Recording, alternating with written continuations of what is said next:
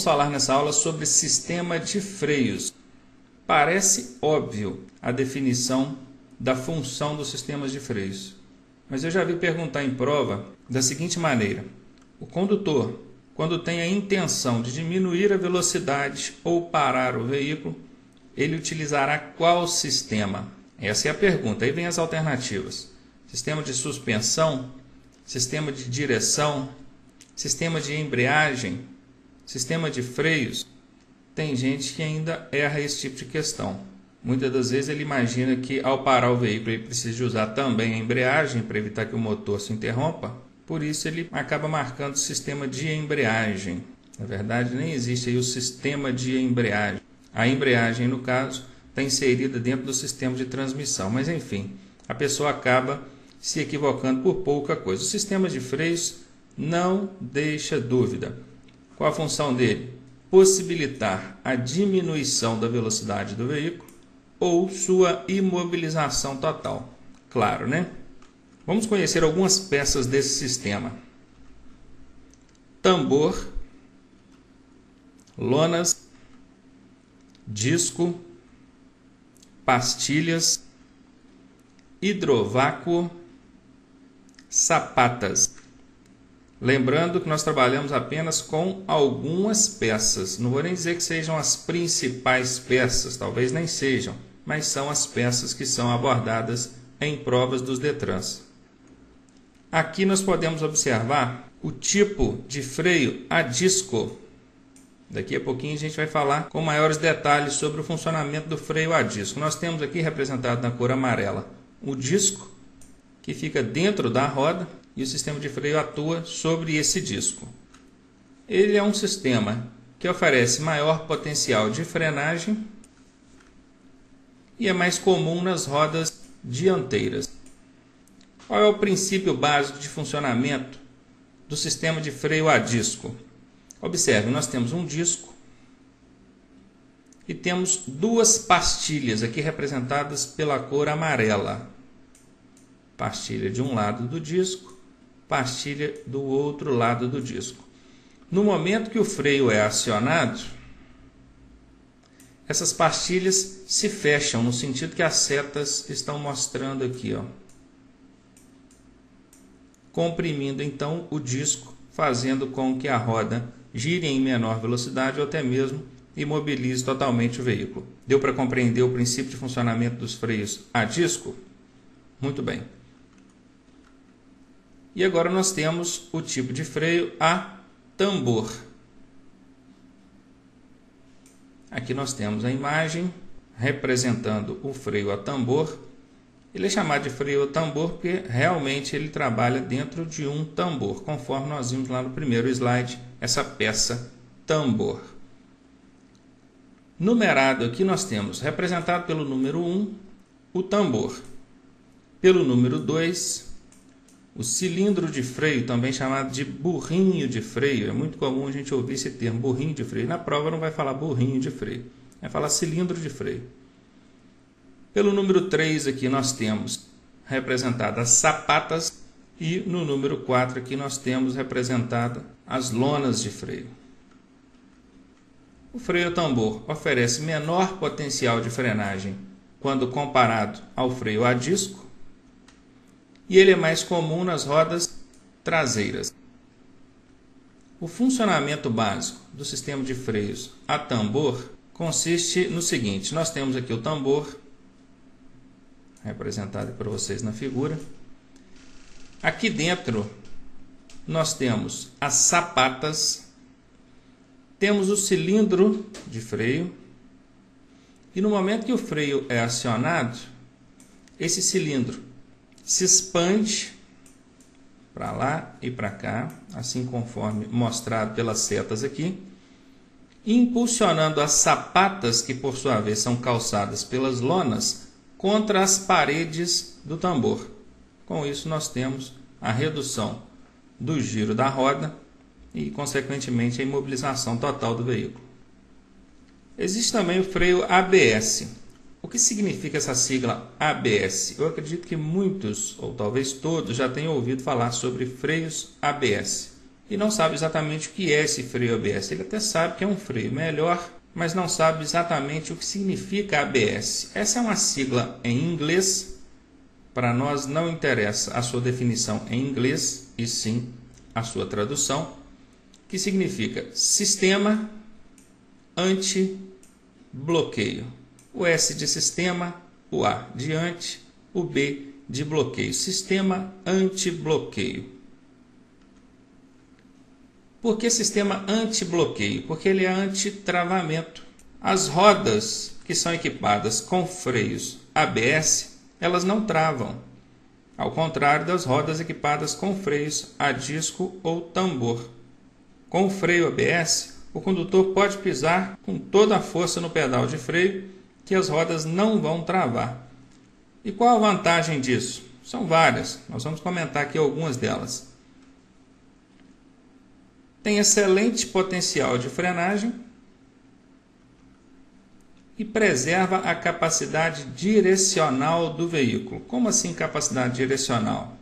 Eu já falei sobre isso nas aulas sobre direção defensiva e mencionei superficialmente sobre o sistema de freio ABS. O que acontece? Quando você está dirigindo numa rodovia, velocidade 80, 100 km por hora, e pisa no freio com muita força, se as rodas travarem, você perde o controle da direção. Imagine, tem um obstáculo à sua frente. Aí você, no susto, pisa no freio com muita força, as rodas travam. Quando você percebe que não vai conseguir parar a tempo, você tenta virar a direção e o veículo não responde. Ele continua seguindo em linha reta. Ele não responde ao giro do volante. Com o sistema ABS, você não perde o controle direcional do veículo. Você pode pisar no freio com toda a força, que os freios ABS, além de te proporcionar um potencial de frenagem maior, ou seja, o veículo vai parar em menos espaço, você mantém a capacidade direcional do veículo. Você pode virar o volante enquanto freia, que o veículo vai obedecer à direção. Então essa é a grande vantagem. Uma resolução nacional do CONTRAN tornou obrigatório o uso dos freios ABS nos veículos fabricados a partir de 2014. Isso, com certeza, vai evitar muitos acidentes. Porque é muito comum acidentes do tipo, a pessoa dentro da curva percebeu que estava correndo muito, aí assustou, pisou no freio. Mas no que pisou no freio, as rodas travaram e ela não conseguiu continuar fazendo o curso da curva. Com isso, o veículo foi para a contramão, provocando um acidente, ou para fora da pista, também provocando um acidente. Então, o uso dos freios ABS, sem dúvida, vai ser um grande diferencial para a gente aí a partir de 2014, que serão obrigatórios em todos os veículos, até os mais comuns, os veículos populares, os mais baratinhos. Ficou claro isso aí? Um conceito aí sobre freio. Freio de serviço. Se alguém falar para você, utilize o freio de serviço, você saberia dizer o que é? Freio de serviço é o termo técnico ou termo adequado para se referir ao pedal de freio, o freio que você aciona com o pé. E ele tem atuação nas 4 rodas. Quando você aciona o freio de serviço, você está acionando o freio das 4 rodas. Freio de estacionamento. Saberiam dizer? Freio de estacionamento é o popular freio de mão.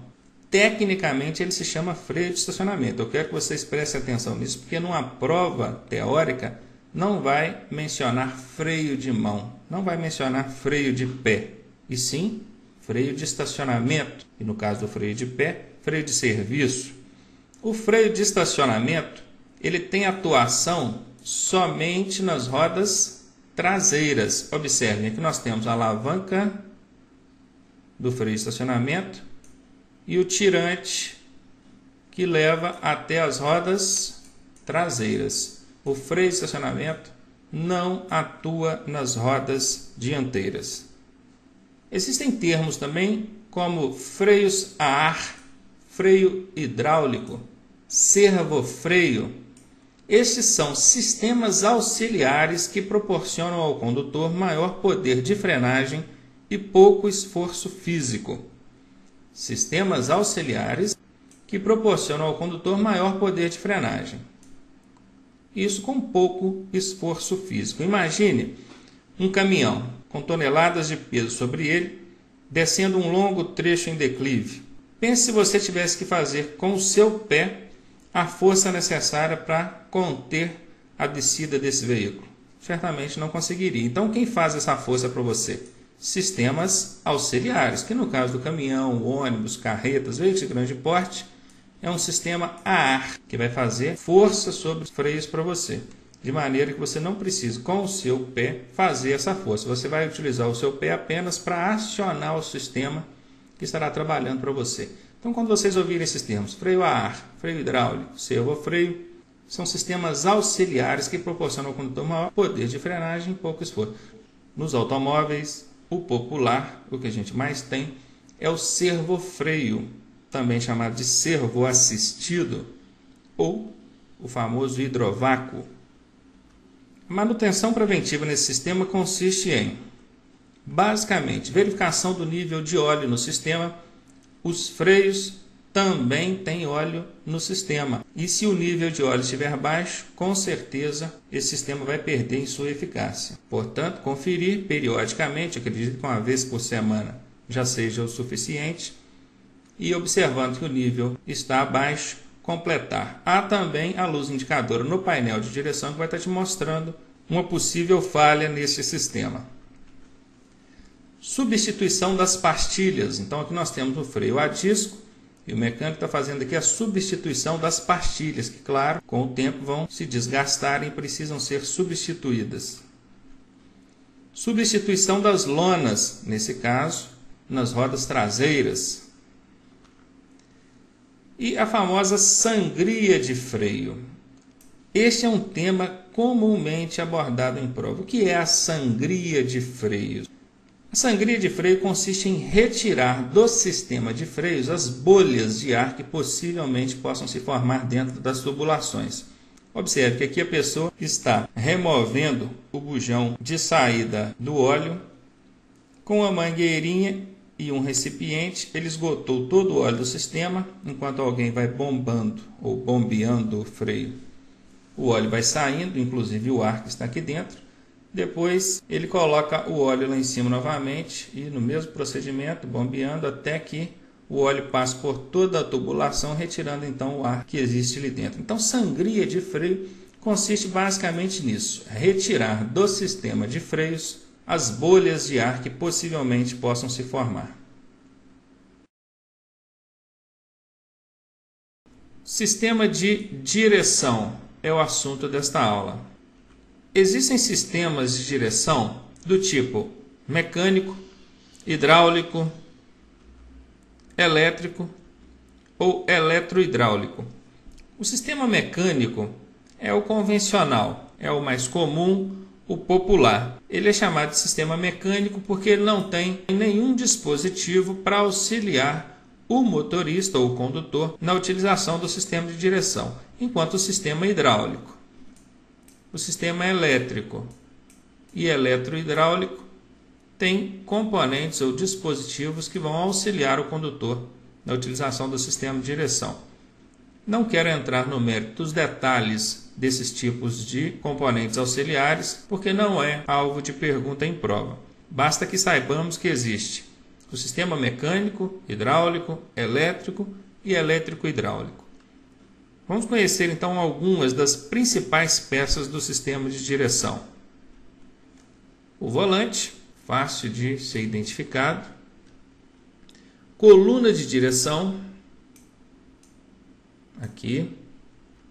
Caixa de direção, aqui. Barra de direção, aqui. Ponteira, aqui. Barra de direção nós temos de um lado e do outro, ponteira também de um lado e do outro. Essas são as principais peças. Nós precisamos conhecer e saber que elas fazem parte do sistema de direção. A manutenção preventiva no sistema de direção consiste em ajustes e lubrificação, limpeza do sistema hidráulico, no caso do sistema de direção do seu veículo, ter esse componente auxiliar que é o hidráulico. O sistema de direção, por ser pouco abordado em prova, a gente não vai entrar em maiores detalhes. Isso que nós vimos já é o suficiente para que possamos responder as poucas perguntas que podem cair em prova. Ainda nessa aula nós vamos falar também sobre o sistema de suspensão. O que faz o sistema de suspensão do veículo? Ele absorve os impactos resultantes de irregularidades no pavimento.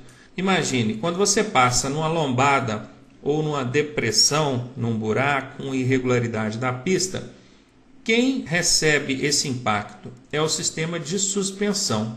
Portanto, função do sistema de suspensão, absorver os impactos provocados por irregularidades no pavimento, além, é claro, de auxiliar na estabilidade do veículo quando em curvas, proporcionando ao condutor maior segurança e dirigibilidade quando em alta velocidade.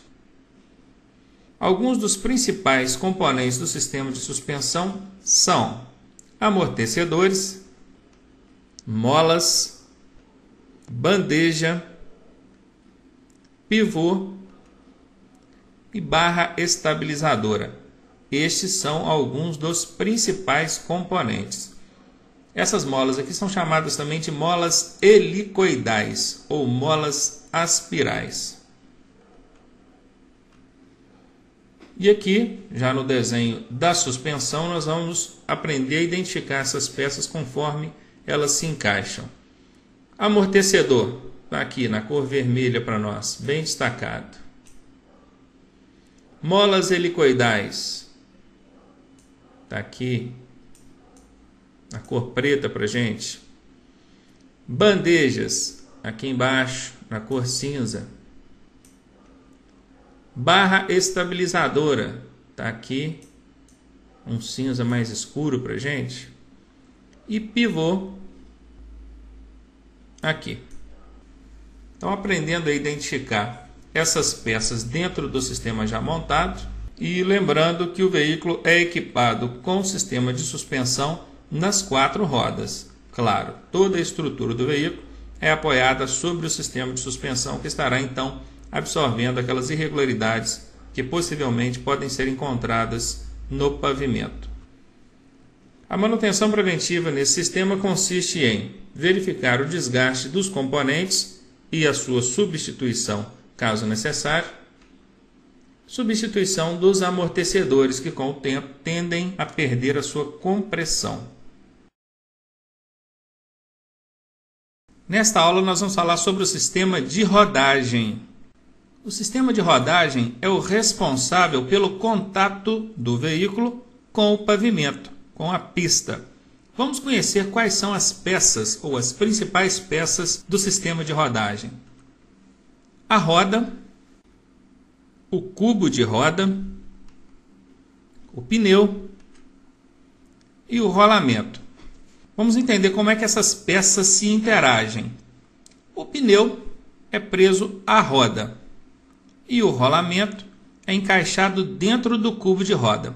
Esse cubo de roda fica fixado ao veículo e a roda é encaixada neste cubo de roda. Como vocês podem observar, são 4 parafusos onde a roda vai se encaixar, sendo presa então. Bom, conhecido então essas peças e como é que elas se encaixam, vamos conhecer agora o que significam aquelas inscrições que tem no pneu. Aqui, bem representado para vocês, esse 195, que poderia ser 185, 175, 165, isso quer dizer o quê? Isso é a largura do pneu, assim conforme mostrado aqui para vocês. E esse 55? O 55 aqui é a série do pneu, a relação em porcentagem de altura vezes largura, que é o que vocês viram aqui. Nesse caso, quer dizer que a altura equivale a 55% da largura do pneu. Esse R que aparece aqui é de radial. O pneu ele pode ser radial ou diagonal. Se ele é radial ou diagonal, isso está relacionado à estrutura do pneu, a forma como ele é montado. Não nos interessa por enquanto. Esse 16 aqui é o tipo de roda que esse pneu vai se encaixar. Nesse caso, ele vai se encaixar num aro ou roda 16, de numeração 16. O 87 aqui faz referência ao índice de carga. Esse 87 não é exatamente o peso que o pneu suporta, não. Existe uma tabela, essa tabela pode ser consultada pela internet também, onde esse 87 vai te dar a referência de índice de carga desse pneu. Eu não vou mostrar isso aqui para vocês agora, porque com certeza não é questão de prova. Basta que vocês saibam que esse 87 significa índice de carga. E essa letra V aqui no final é o índice de velocidade. Índice por quê? Porque existe uma tabela que te dá o valor exato de velocidade que pode ser desenvolvido com esse pneu. Conseguiram entender aí? Essa numeração toda, que até então para vocês parecia uma coisa muito difícil de ser compreendida, com essa explicação já fica mais fácil. No sistema de rodagem, qual é a manutenção preventiva que pode ser dada? Nós começamos falando sobre a calibragem dos pneus. Não existe manutenção mais básica do que a calibragem dos pneus. Esse tipo de manutenção deve ser feito pelo menos uma vez por semana. Repetindo, pelo menos uma vez por semana. Claro que no princípio pode parecer chato, entediante, mas com o tempo você acostuma. Portanto, não deixe de fazer manutenção, calibragem dos pneus pelo menos uma vez por semana. A calibragem, 26 libras, 28 libras, 30 libras, não é a quantidade de ar, e sim a pressão do ar. E a calibragem adequada para o pneu do seu veículo é o recomendado pelo fabricante, está no manual do proprietário do seu veículo. A calibragem pode ter variações conforme a finalidade para a qual o veículo será utilizado. Se você normalmente utiliza o seu veículo para o simples deslocamento de um ponto ao outro, você ou no máximo você e mais um, é uma calibragem. Se você vai realizar uma viagem, bagageiro cheio, a família toda dentro do carro, já é uma outra calibragem. A gente deve considerar que nesse segundo caso, até em razão do peso, que certamente estará aumentado, você deve adicionar aí 2 ou 4 libras a mais do normal do seu dia a dia. Vamos ver aqui o que acontece quando a calibragem dos pneus está inadequada. Antes de qualquer coisa, eu quero dizer que pneus mal calibrados contribuem inclusive para o aumento do consumo de combustível. Parece que não tem nada a ver uma coisa com a outra. Se alguém te perguntar se um pneu descalibrado aumenta o consumo de combustível, você certamente diria que não, porque parece que não tem nada a ver. Mas aumenta sim. Um pneu subcalibrado, por exemplo, vai prender mais o veículo, onde certamente vai exigir mais do motor e com certeza aumentará então o consumo de combustível. Então observem, até nesse sentido, a falta de calibragem dos pneus é prejudicial. Aqui nós temos um exemplo do que acontece quando um pneu está com excesso de calibragem. Vejam, pressão alta. O que acontece? O pneu muito cheio, ele tende a se desgastar somente no meio. E é claro que isso não é legal. E pressão baixa? Pouca calibragem, ele tende a se desgastar nas laterais. Observaram? Portanto, não se esqueçam, calibragem semanal dos pneus, ou pelo menos semanal, para evitar um consumo maior de combustível e um desgaste irregular dos pneus. Outra manutenção dada no sistema de rodagem é o rodízio dos pneus. Vocês podem observar aqui, eu vou até dividir aqui ao meio, porque esse aqui são dois exemplos. Esse aqui é um exemplo, esse aqui é outro exemplo. Aqui nós estamos falando de veículos de tração traseira. Observem aqui, tração traseira, ou nas 4 rodas. Como é feito esse rodízio das rodas? Observem, os pneus que estavam atrás foram para frente. E os que estavam na frente foram para trás de forma cruzada. Compreenderam? E aqui no veículo de tração dianteira, que é o comum, o padrão da maioria dos veículos, Observem, os pneus de trás vão para frente de forma cruzada, enquanto os da frente vêm para trás sem que sejam cruzados. É o oposto do que nós vimos no exemplo anterior. Isso é o rodízio dos pneus, que deve ser feito periodicamente, pois sendo assim, os pneus do veículo terão um desgaste igual ou por igual, uniforme, evitando então um desgaste irregular e prematuro dos pneus. Outra manutenção nesse sistema é a troca dos pneus. Observem aqui, esse pneu você ainda consegue ver alguns desenhos nesse pneu. Tem muito condutor que um pneu nessas condições, para ele tá bom. Ele pensa, não, tá legal, dá para circular ainda alguns quilômetros. Não dá, e eu vou mostrar para vocês qual é a referência que vocês têm para saber se o pneu ainda tem condições de circular ou não. Todo pneu ele tem uma indicação que chama-se TWI. Isso foi mostrado lá nas aulas de direção defensiva, eu vou repetir aqui para vocês. TWI é uma sigla em inglês que para nós vai ser entendida como delimitador de desgaste. Se você observar nas laterais do pneu, você vai achar essa sigla TWI e acompanhando o desenho onde está o TWI, você vai achar esse alto relevozinho aqui no pneu. Se você passar uma caneta ou um material pontiagudo aqui no friso do pneu, nesse sentido, você vai sentir esse alto relevo aqui. Esse alto relevo chama-se TWI e ele tem 1,6 milímetros de altura. Então, como é que funciona? De acordo com que o pneu vai desgastando, você vai observando. O dia que o pneu chegar no nível desse TWI, ele precisa ser substituído. Aqui nesse desenho, dá para ver aqui, o TWI está exatamente nesse ponto. Observem que a banda de rodagem do pneu já chegou no TWI. Aqui também tem, vocês não devem estar conseguindo ver pela qualidade da imagem, mas também tem. E já está até desgastado o TWI. Nesse tipo de situação, já acarreta infração de trânsito, que é conduzir veículo em mau estado de conservação, onde você vai tomar uma multa grave, vai ter 5 pontos no seu prontuário, e o valor dessa multa é R$ 127,69. Nada agradável, né? Outra manutenção preventiva nesse sistema é o alinhamento das rodas. É um serviço feito no borracheiro e ele consiste em quê? Observem nessa ilustração que as rodas do veículo elas podem estar mal posicionadas de várias formas. Nesses casos aqui, onde as rodas estão conforme na ilustração, nós chamamos de cambagem. Nesse caso, cambagem negativa, conforme mostrado aqui no desenho, e aqui cambagem positiva. E aqui embaixo nós temos o exemplo de convergência. Observem, convergência convergente e convergência divergente. Qualquer uma dessas posições que esteja acontecendo com os pneus ou com as rodas do seu veículo vai resultar nisso aqui, ó.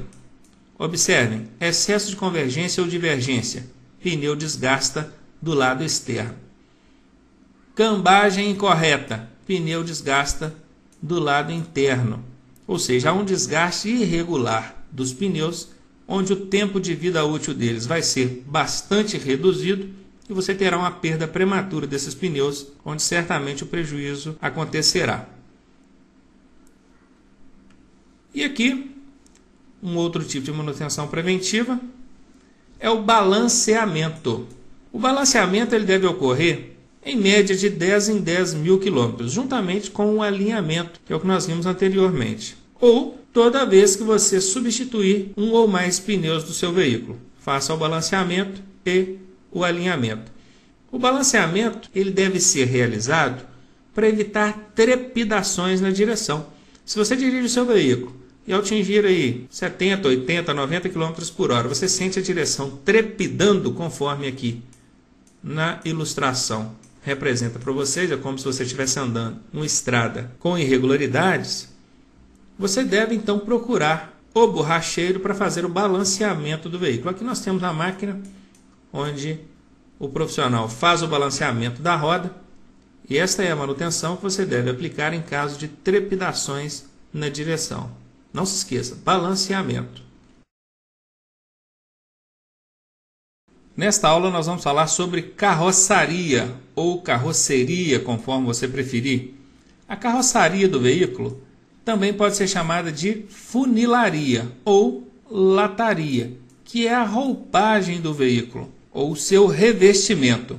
Observe, nós temos aqui paralama dianteiro, painel dianteiro, paralama traseiro, painel do teto, piso, a roupagem do veículo. Qual a finalidade da carroçaria ou funilaria ou lataria de um veículo? Ao meu ver, tem basicamente duas finalidades. Uma, proteger os ocupantes do veículo. Imagine se esse veículo não tivesse uma porta. Que segurança seria oferecida ao passageiro aqui atrás, ou mesmo ao motorista? Por isso eu entendo que a lataria ou funilaria do veículo tem essa função, proteger os ocupantes do veículo. E a outra função é proporcionar ao veículo uma melhor estética. Imaginem o veículo sem a lataria. Não ia ficar nada bonito. Por isso, podemos afirmar que a lataria tem essas duas funções: proteger os ocupantes do veículo e proporcionar ao veículo uma melhor estética. Qual a manutenção preventiva dada à carroçaria? Os devidos reparos, em caso de avarias, esbarrões, e a limpeza, a lavagem da carroceria. Vamos falar agora sobre chassi ou monobloco. Tanto o chassi quanto o monobloco representam a estrutura do veículo. Aqui nós temos, na ilustração, um exemplo de chassi. E para que vocês possam comparar, nessa outra ilustração nós temos um exemplo de monobloco. Observem que aqui nós temos a estrutura do veículo, as suas colunas, a sustentação do veículo. A lataria não. A lataria já é a roupagem do veículo que nós vimos no slide anterior. Então façam aqui as suas comparações, chassi, monobloco. Normalmente nos automóveis atuais você vai encontrar monobloco. Chassi fica mesmo a cargo dos veículos de médio ou grande porte. Não que os veículos de pequeno porte não possam ter, mas é porque é mais comum nesses veículos a utilização de monobloco a chassi. No chassi, assim como no monobloco, tem uma numeração que identifica o veículo de forma obrigatória. Inclusive, lá nas aulas de legislação de trânsito, nós aprendemos que os veículos podem ser identificados pela documentação, pela placa e também pela numeração do chassi. Essa numeração do chassi é uma numeração obrigatória. É como se fosse o DNA do veículo. E a manutenção que é dada ao chassi ou monobloco consiste exatamente nisso: a preservação da numeração de identificação obrigatória. Observem aqui, nessa ilustração, uma numeração já bastante deteriorada. Certamente esse veículo teria dificuldade de ser identificado em razão dessa deterioração da numeração do chassi. E aqui nós temos uma numeração em perfeitas condições. Normalmente, quando você precisa fazer uma vistoria com o seu veículo junto ao órgão de trânsito, essa numeração é retirada. Ela é uma numeração em baixo relevo que fica fixada na estrutura do veículo, chassi ou monobloco. E por fim nós vamos falar também sobre a descarga ou escapamento do veículo. Nós podemos ver aqui na ilustração, representada aqui para vocês, nas cores cinza e vermelho, o posicionamento do escapamento do veículo. O que faz o escapamento do veículo? Ele expele os gases resultantes da queima de combustível que ocorre dentro do motor, filtra esses gases ou converte esses gases que saem nocivos do motor e sendo expelidos gases não nocivos, e também tem a função de abafar os ruídos resultantes das explosões ocorrentes dentro do motor. Vamos conhecer melhor o escapamento do veículo. Nós temos aqui o tubo do motor. É exatamente essa parte do escapamento, que está ligada lá no motor do veículo. Temos também essa região aqui do escapamento que chama-se flexível. Esse dispositivo, ou esse componente do escapamento, tem relação com o funcionamento do motor. Ele interfere diretamente no aumento ou diminuição da potência, no aumento ou diminuição do consumo de combustível, no aumento ou diminuição da emissão de ruídos e ou poluentes. Aqui, nessa região, nós temos o catalisador. Qual a função do catalisador?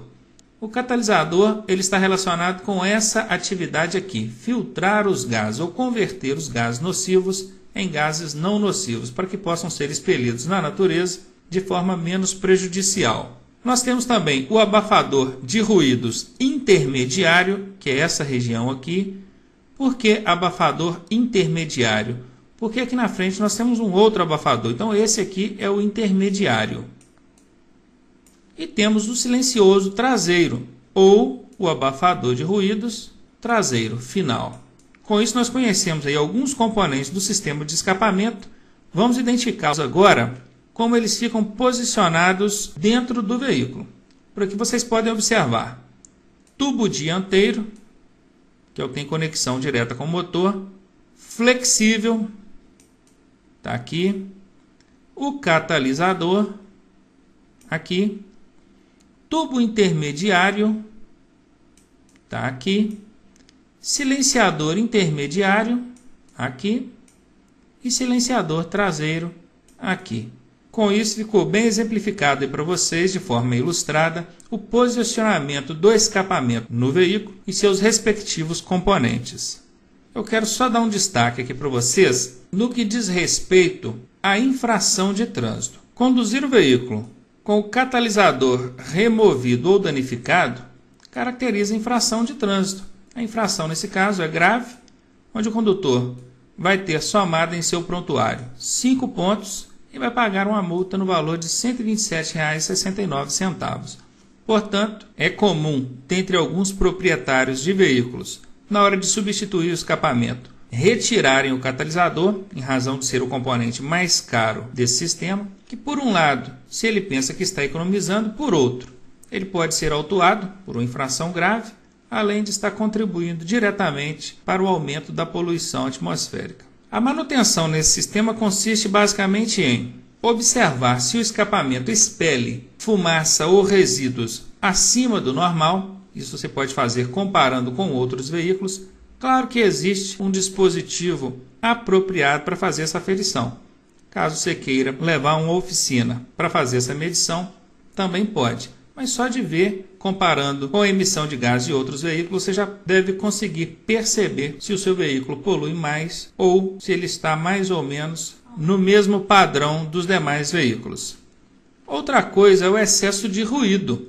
Observe se o seu veículo emite ruídos acima do que naturalmente deveria. Também existe um dispositivo para fazer essa medição. Caso você queira procurar um profissional especializado nisso, acredito que seja o mais adequado. Lembrando sempre que o desrespeito a essas regulamentações também caracteriza infração prevista pelo Código de Trânsito Brasileiro. Está lá no artigo 230, dizendo que caracteriza uma infração grave, onde você terá 5 pontos registrados em seu prontuário e poderá pagar uma multa de R$ 127,69.